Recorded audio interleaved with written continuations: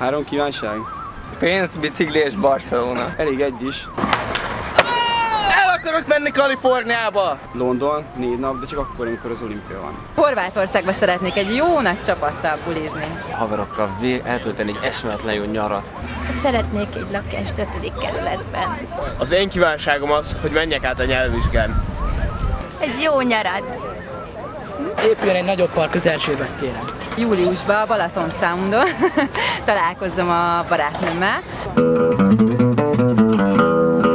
Én azt szeretném elérni ezen a nyáron, hogy legyen elegendő pénzem arra, hogy vegyek egy új gitárt, mivel hát ez már kicsi ócska.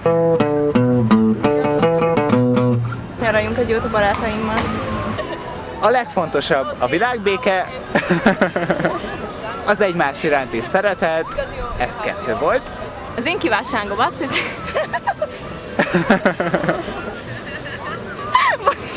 Az én kívánságom az, hogy egy új szerelemre tegyek szert. Szeretném eljutni az idei nyáron a Balatonra a barátaimmal. Egy gondom van, az, hogy amit igazán kívánnék, az nem publikus. Ami pedig publikus, az pedig nem izgalmas. A lányoknak sokkal rövidebb szoknyát kéne hordani jövőre, nem?